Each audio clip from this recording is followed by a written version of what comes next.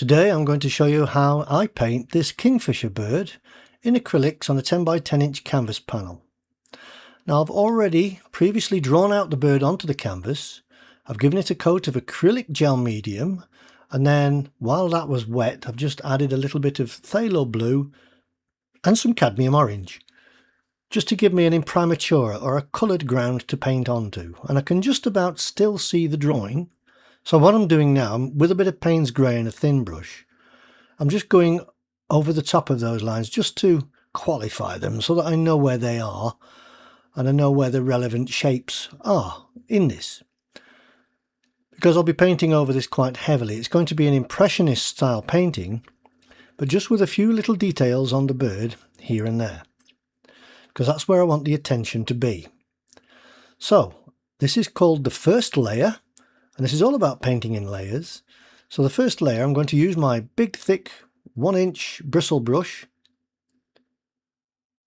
It's a flat bristle brush, and I like using these for putting in the backgrounds. I can do this really quite quickly using some Payne's grey, and I'm just basically blocking in.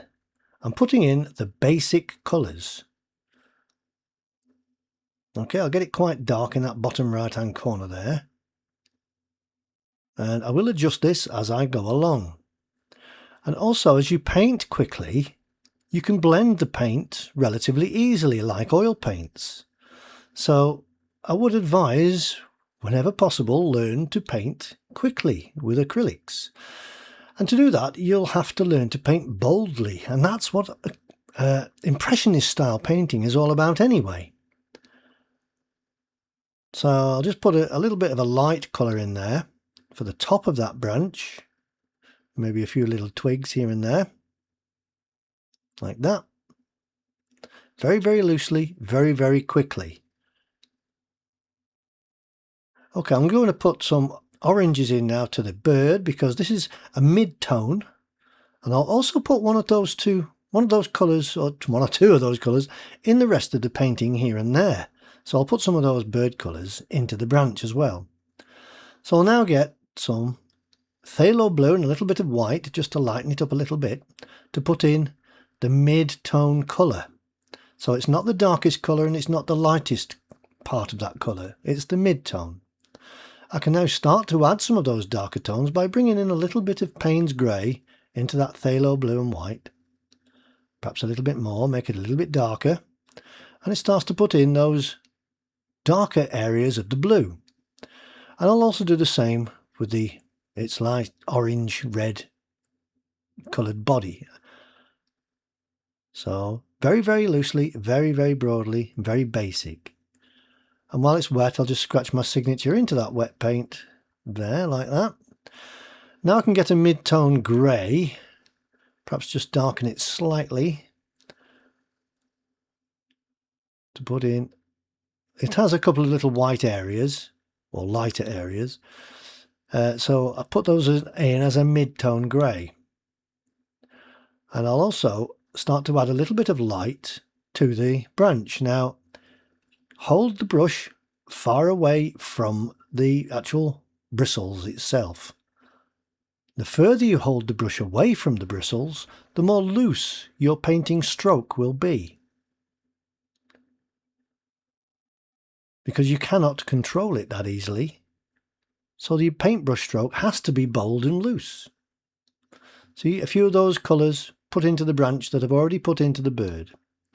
I'll now get a few lighter oranges to put where the light's hitting the bird. So basically I've got the mids and the darks and the lights of each colour on that bird. I haven't put the lights in properly yet, but I'm going to dry that layer off completely. Then a quick mist spray of water, and I can start on the second layer using the same or similar colours. This time it's going on a little bit easier, a little bit more smoothly. And did you see how if I go over the bird, I can use my finger to blend those areas out and make it a little bit more of a softer edge. I'm going to add some variety into this background now, and also the branch. Perhaps a little bit of green here and there. Very, very loose, very broad, very basic shapes. Like that. Really keep it basic. Because all the beauty and detail, not the beauty, the detail is going to be in the bird itself. So the actual background isn't going to be as important, but it can still be painterly. And it looks like oil paints because I'm painting quickly into that wet paint. So that is probably the most important thing to learn to do with acrylics, is to paint more quickly. That's the big secret to making it look like oils.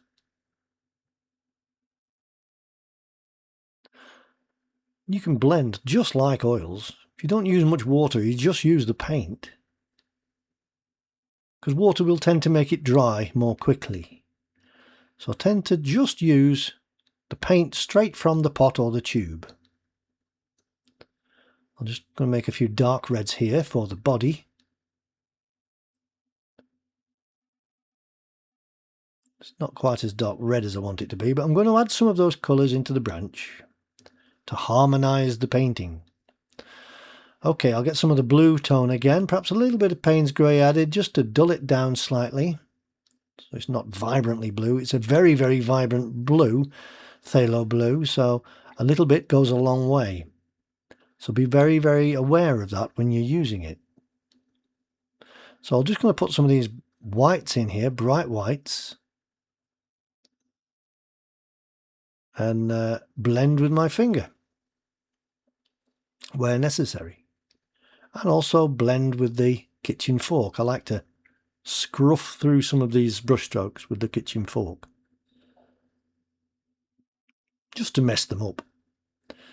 Now with my worn bristle fan brush, I'm just going to put in a few of these little lights here of where the sunlight is just catching one or two of those little bits of the bird there, the feathers, the fibres. And I'll also use this brush to put in a few little highlights, because it's a very, very random brush. I love using old worn bristle fan brushes. They have and can produce such wonderful brush strokes, which you can't do with any other brush.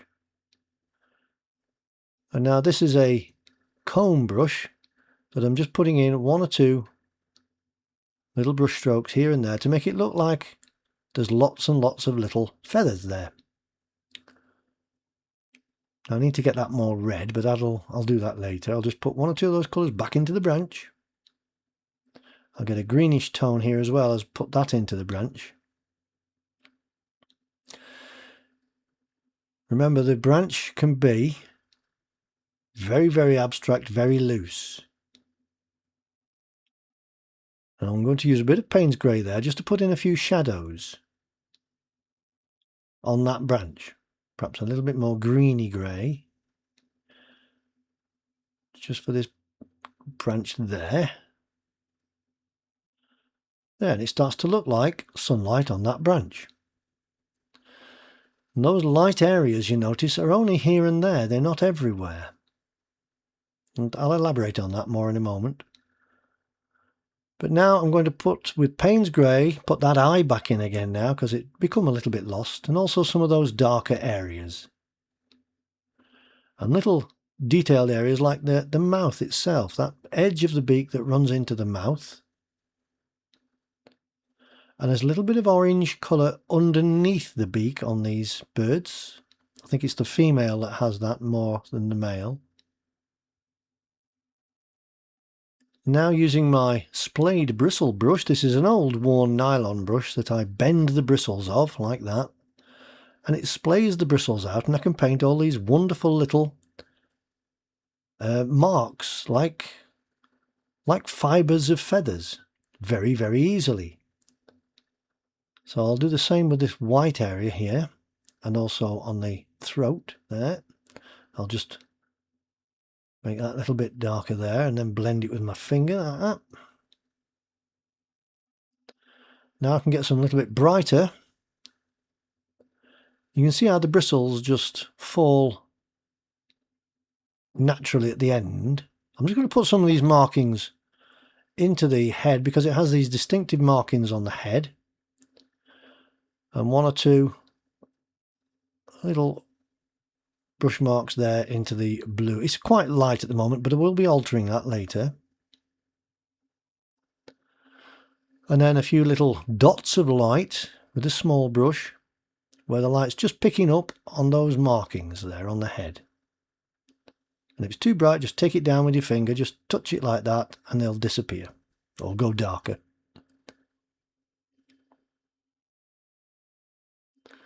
There's a little bit of orange there in front of the eye as well. And don't forget that this bird has an eyelid, a lower eyelid that is quite visible and catches the light, same as the nostril there and the edge of the beak. And just blend that back into there where it's dark. Put that Payne's grey back into the eye. Just getting a little bit lost there, so need to get this beak correct now. So it's got a little mark underneath there to show it's got a mouth, where the mouth hinges, the beak hinges. And then a little light area on the top of the beak where it's catching the light. Like that. A little bit lighter perhaps. Here and there. And I need to get it dark again on that line where the beaks meet, the upper and lower beak meets. Now a little bluey grey in the eye there just gives it a little bit of life. The bird comes to life as soon as you do that. Okay, a little bit lighter with that orange there underneath the beak. And back to the splayed bristle brush. And I'll keep alternating all the time. I'll keep doing different things with different brushes, but still splaying the bristles there, getting a brighter orange. And each time I go over with a brighter orange, it stays brighter. Same with the white. If I just keep going over with white, it'll dry slightly dull, but the more I do it, the more it will stay bright. So some really bright edges here now, just on the tips where they're catching the light. And now I'll just quickly put the feet in. This is Impressionist style. I'm not trying to do this in a photorealistic way at all. It's just giving you the hint or the impression that there are feet there. And I'll put this little toes in, little claws, and perhaps a little shadow underneath, very, very quickly. And I'll also put a little dot of light in the eye, and around that beak where it's really catching the light there. That's better. And a few dots of light on the branch. Notice I'm only doing a few here and there. I'm not going around the entire perimeter of that branch, just here and there. I'll also put a few little dots of light on the feet, just there like that. And that brings the feet to life, really. But most of the detail there is going to be in the bird itself. A few dots of light, one on the end of the beak there. And then on that lower eyelid once again where it catches the light. A few little strands of feathers there. Some more dots of light on the branch. And then splatter technique, using similar colours I've already used. And then splattering with them. You need it quite liquid to do this. Just here and there. So splatter like that. I find it creates movement in the paintings. Okay, with a dagger brush I'm just going to put in a few different colours of foliage here. Using quite dull greens to start with. Because these are going to be in the background. And then get lighter towards those in the foreground. I can go a little bit more blue with them as well. Darker and blue for those that are in the very background. Like that. I'm not trying to paint actual leaves, I'm just trying to create an impression that there are, or there is, foliage around it.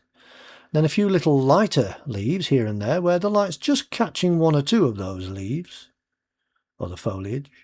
And now using transparent colour, I can go over some of those oranges and put some reds in as well. And because they're transparent, you still see the detail below.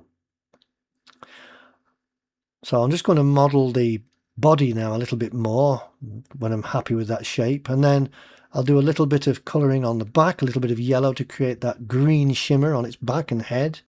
And then when that's all done, that's the painting finished. Please don't forget to give it a thumbs up and subscribe to my channel. Be sure to click on the little bell icon if you wish to be notified of my latest videos. Hopefully I will see you on my next painting video. So until then, have a lovely day and happy painting!